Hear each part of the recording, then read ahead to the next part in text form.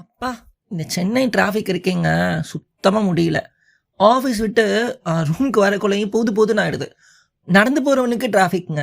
பார்த்துக்கோங்க அப்ப எவ்வளோ அளவுக்கு டிராஃபிக் இருக்குன்னு. எங்க பார்த்தாலும் வண்டி, பைக்கு டர்ரு டர்ருன்னு போய் எவன் எவன் மேல இடிப்பான்னு தெரியாது. லைக் அதில வேற நான் ஹெட்ஃபோன்ஸ் வேற போட்டு போறேன். ஸோ என் மேல தான் மிஸ்டேக் இருக்கு. அவன் என்ன நினச்சுப்பான் அப்படின்னு நமக்கு தெரியாது.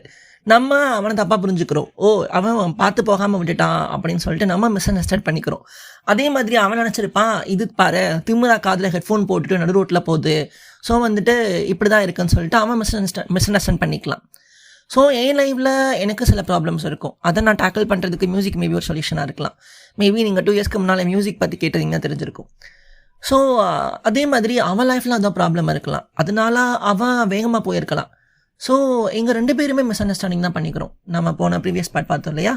ஸோ அதோட கண்டினியூஷன் தான் இது. ஸோ மிஸ் அண்டர்ஸ்டாண்டிங் நிறையா யோசிச்சிருப்பீங்க அப்படின்னு நினைக்கிறேன். ஏன் நம்ம மிஸ் அண்டர்ஸ்டாண்ட் பண்ணோம்? ஆஃப்டர் ஹியரிங் திஸ் பாட்காஸ்ட் உங்களுக்கே ஒரு கிளாரிட்டி கிடச்சிருக்கும் அப்படின்னு சொல்லிட்டு. சின்ன சின்ன விஷயங்கள் தாங்க மிஸ் அண்டர்ஸ்டாண்டிங்க்கு ஒரு பெரிய, எப்படி சொல்கிறதுனா, ஒரு ஆணி மரம் சொல்லுவாங்களே, சம்திங் அந்த மாதிரி இருக்குன்னு சொல்லலாம். நம்ம என்னென்னா, ஒரு சின்ன மிஸ்டேக்கோ இல்லை ஒரு சின்ன சஸ்பெக்ட் பண்ணிட்டாலோ இல்லை அவங்க மேலே இருக்கிற ஒரு இன்செக்யூரிட்டினாலனாலும் கூட மிஸ் அண்டர்ஸ்டாண்டிங் வரலாம். ஸோ மிஸ் அண்டர்ஸ்டாண்டிங் எதுனாலனாலும் வரலாம். பட் ஆனால் நான் ஆல்ரெடி சொன்ன மாதிரி ஒரு 5 பெயின் பாயிண்ட்ஸ் இருக்குது. ஸோ அது உங்களுக்கு நான் இப்போ சொல்கிறேன். ஸோ என் லைஃப்பில் மிஸ் அண்டர்ஸ்டாண்டிங் 5 விதமாக தான் வந்தது லைஃப்பில், ஓகேவா? ஸோ அது ஃபர்ஸ்ட் விஷயம் என்னென்னா, அது இன்செக்யூரிட்டி. எனக்கு சின்ன வயசுலேருந்தே இன்செக்யூரிட்டி ரொம்ப இருக்குங்க. நான் வந்துட்டு ஒருத்தவங்க கூட அட்டாச்மெண்ட் ஆகிட்டேன்னா எனக்கு அவங்க விட்டு போயிடுவாங்களோ அப்படின்ற ஒரு இன்செக்யூரிட்டி இருக்கவே செய்யும் எப்போவுமே. அது வந்துட்டு லைக் மேபி என்னோடய தாட்ஸ்னால கூட அது லா ஆஃப் அட்ராக்ஷன் பேஸ் பண்ணி அது நடந்திருக்கலான்னு கூட சொல்லலாம். பட் ஆனால் இது சில ரீசனும் இல்லாமல் சில பேர் போனவங்களும் இருக்காங்க, லைக் ஃப்ரெண்ட்ஸ், ஃபேமிலியில் மெம்பர்ஸ். ஓகே, ஏதோ எனக்கு அதை பற்றி பேசிட்டு. ஸோ இன்செக்யூரிட்டி வந்துட்டு ஒரு இம்பார்ட்டண்டான பாயிண்ட் மிஸ் அண்டர்ஸ்டாண்டிங் காஸ் பண்ணுறதுல. ஒருத்தவங்க மேலே உங்களுக்கு ஒரு ரியல் கேர் இருக்குது, ஒரு அட்ராக்ஷன், அஃபெக்ஷனோ இருக்குது அப்படின்னா அவங்க மேலே நீங்கள் ஓவர் லவ்வோ ஓவர் கேரோ போடும்போது நீங்கள் அவங்க உங்களை விட்டு போயிடுவாங்களோ அப்படின்னு சொல்லிட்டு ஹோல்ட் பண்ண வைக்க ட்ரை பண்ணுவாங்க இல்லையா? ஸோ அந்த போயிடுவாங்களோ அப்படின்ற ஒரு பயம் தான் இன்செக்யூரிட்டி. இது யார் மேலேனாலும் வரலாம். பேரண்ட்ஸ் மேலே வரலாம், பார்ட்னர் மேலே வரலாம், ஃப்ரெண்ட்ஸ் மேலே வரலாம், சிப்ளிங்ஸ் மேலே வரலாம். நீங்கள் யாரை லவ் பண்ணுறீங்களோ அவங்க மேலே கண்டிப்பாக வரும். ஸோ செகண்ட் பாயிண்ட் என்னென்னா, அசம்ஷன். ஒரு மிஸ் அண்டர்ஸ்டாண்ட் பண்ணியிருப்போம். லைக் அவங்க சொன்ன ஒரு விஷயத்தை நம்ம தப்பாக புரிஞ்சிருப்போம், இல்லை நம்ம சொன்ன விஷயத்தை அவங்க தப்பாக புரிஞ்சிருப்பாங்க. ஒரு ப்ராப்பரான ஒரு கான்வர்சேஷன் இல்லாதனால வி கேம் டு கன்க்ளூஷன், இப்படி தான் இருக்கும். ஸோ வந்துட்டு அவன் தான் தப்பு பண்ணியிருக்கான், என் மேலே தப்பு கிடையாதுன்றதுனால we easily justify things. So அப்படி இருக்கும்போது நம்ம அவங்களோட பாயிண்ட் ஆஃப் வியூவும் கேட்க மாட்டோம், நம்மளோட பாயிண்ட் ஆஃப் வியூ அவங்களும் கேட்க மாட்டாங்க. அப்போ என்ன ஆகும்? 2 பேரும் அசம்ஷனில் போயிடும். சரி, இவன் பண்ணது இப்படி தான், நான் இப்படி பண்ணேன், சரியா போச்சு, இவங்கிட்ட பேசணும்னு அவசியம் கிடையாது அப்படின்னு சொல்லிட்டு நம்மளே வந்துட்டு ஒரு கன்க்ளூஷனுக்கு வந்துடுறோம். அது ஒரு மிஸ் அண்டர்ஸ்டாண்டிங்கில் போய் முடிஞ்சிடுது. தேர்ட் பாயிண்ட் பார்த்தீங்கன்னா, லேக் ஆஃப் அண்டர்ஸ்டாண்டிங். மிஸ் அண்டர்ஸ்டாண்டிங்க்கு ஆப்போசிட் தான் அண்டர்ஸ்டாண்டிங். ஸோ அண்டர்ஸ்டாண்டிங் இல்லாததால ஜென்ரலாக மிஸ் அண்டர்ஸ்டாண்டிங் வருது. என்னடா அவன் பூமர் மாதிரி பேசினா அப்படின்னு நினச்சிட்டு இருக்கீங்களா? ஓகே, சொல்ல நினச்சிக்கோங்க. பட் ஆனால் என் லைஃப்பில் ஃபேஸ் பண்ண விஷயங்கள் இது. ஸோ அஸ் அ ஃப்ரெண்டாக சொல்கிறேன், நீங்கள் இதெல்லாம் ஃபேஸ் பண்ணக்கூடாதுன்னு சொல்லிட்டு நான் நினைக்கிறேன். Okay, so the lack of understanding இல்லாமல் நம்மளே ஒரு புரிதலுக்கு வந்துட்டு பண்ணுற மிஸ் அண்டர்ஸ்டாண்டிங் இருக்கே, அது வந்துட்டு ஐயோ அது ரொம்ப பெரிய கொடுமைங்க. ஒன்று நம்ம சொல்லியிருப்போம், பட் அவங்க ஒன்று தப்பாக புரிஞ்சுருந்துருப்பாங்க. அது நம்ம கிளியராகவும் கேட்டிருக்க மாட்டோம். அப்படின்னு நான் சொன்ன மாதிரி அவங்களுமே தெளிவாக சொல்லியிருக்க மாட்டாங்க அப்படின்னு சொல்லலாம். அவங்களுக்காக ப்ளேம் பண்ண முடியாது, பட் நம்ம நிறுத்தி திரும்ப கேட்கலாம் இல்லையா? ஸோ அந்த மாதிரி கேட்கறனால கூட இந்த மிஸ் அண்டர்ஸ்டாண்டிங் குறைறதுக்கான வாய்ப்புகள் நிறையா இருக்குது. ஃபோர்த் பாயிண்ட், ரொம்ப ரொம்ப major point, lack of connection. அதுவும் எஸ்பெஷலி இந்த லாங் டிஸ்டன்ஸ் ரிலேஷன்ஷிப்குள்ள வர மிஸ் அண்டர்ஸ்டாண்டிங் இருக்கே, ஐயோ சொல்லவே முடியாது. ஒரு சின்ன கதை அகெயின். ஓகே, ஸோ வந்துட்டு 2020 வந்துட்டு 2 கப்பல்ஸ் ஃபஸ்ட் டைம் லாக்டவுனில் லவ் பண்ணுறாங்க. லைக் என்னென்னா, ஒரு மியூச்சுவல் லவ்னு சொல்லலாம், மியூச்சுவல் கேரிங், அண்டர்ஸ்டாண்டிங் எதனாலும் சொல்லிக்கலாம். பட் ஆனால் என்னென்னா 2 பேத்துக்கும் ஒரு சின்ன மிஸ் அண்டர்ஸ்டாண்டிங் வந்துட்டு வந்துடுது. லைக் என்னென்னா, அந்த பார்ட்னர் வந்துட்டு ரொம்ப பிஸியாக இருக்காங்க, இந்த பொண்ணும் வந்துட்டு தன்னோட காலேஜ் ஒர்க்ஸில் ரொம்ப பிஸியாக இருக்கா. ஸோ இந்த பொண்ணு கொஞ்சம் ஓல்டு ஸ்கூல் டைப்புன்றனால அவளுக்கு பெருசாக இந்த லவ்வை பற்றியோ ரொமான்ஸ் பற்றியோ எதுவுமே தெரியாது அப்படின்னு சொல்லலாம்.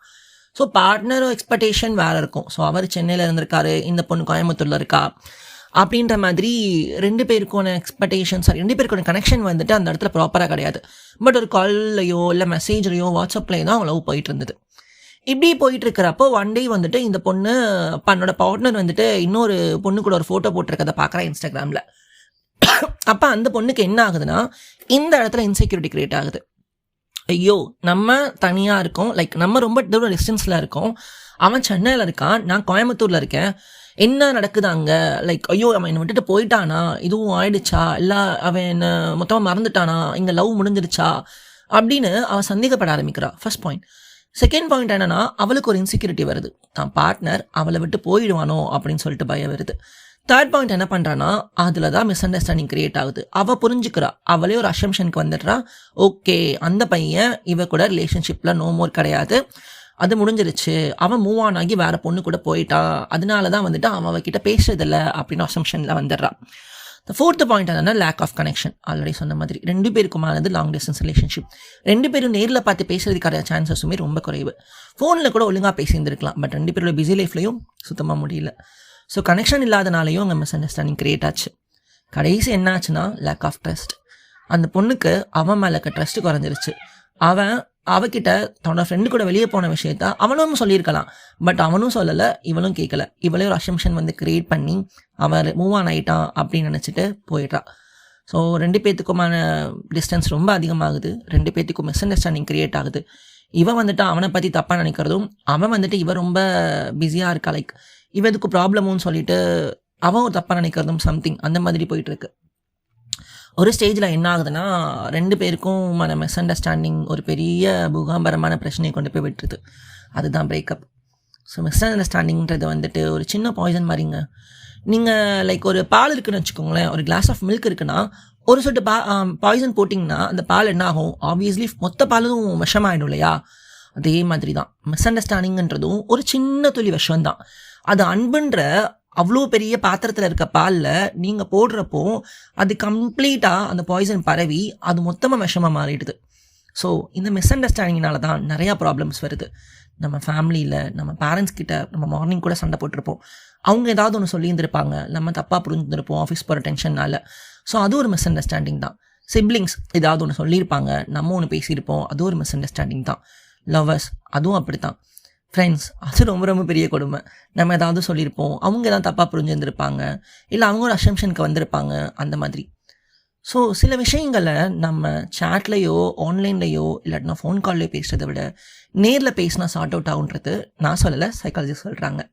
ஸோ எந்த ஒரு எமோஷனலான விஷயத்தையும் நீங்கள் ஒரு ஆன்லைன் மூலமாகவோ இல்லை வாட்ஸ்அப்லேயோ அந்த மாதிரி பேசுனீங்கன்னா, like I to eye contact இல்லாமல் பேசுனீங்கன்னா அது கண்டிப்பாக ஒரு கவர்ஸில் போய் தான் முடியும். அதே இது எவ்வளோ பெரிய பிரச்சனையாக இருந்தாலும் 2 பேரும் கொஞ்சம் நேரம் ஒதுக்கி ஒரு ஐ டு ஐ கான்டாக்ட் மெயின்டைன் பண்ணி ஒரு இடத்துல உட்காந்து பொறுமையாக பேசுங்க. எவ்வளோ பெரிய பிரச்சனைனாலும் கொஞ்சமாச்சும் சால்வ் ஆகிறதுக்கான சான்சஸ் நிறையா இருக்குது. ஓகே ஃப்ரெண்ட்ஸ், இந்த கேட்டதுக்கப்புறம் உங்களுக்கு ஒரு கிளாரிட்டி வந்திருக்கும் அப்படின்னு நினைக்கிறேன். உங்கள் லைஃப்பில் நீங்கள் யாரையாவது மிஸ் அண்டர்ஸ்டுட் பண்ணிவிட்டு அவங்கக்கிட்ட இருந்து பிரேக்கில் இருந்தாலோ சரி, இல்லை நீங்களே ஒரு அசம்ஷன் வந்துட்டு அவங்கள பற்றி தப்பாக நினச்சி மூவ் ஆயிருந்தாலும் சரி, திரும்ப போய் உங்கள் ஃப்ரெண்ட்ஸ் கூட பேசுங்க. பிகாஸ் அவங்களும் வெயிட் பண்ணிகிட்டு இருக்கலாம் இல்லையா? Okay guys, good night, take care. Next ஒரு டாபிக் கூட மீட் பண்ணலாம். Until that signing off, I am your Aditya. Bye bye.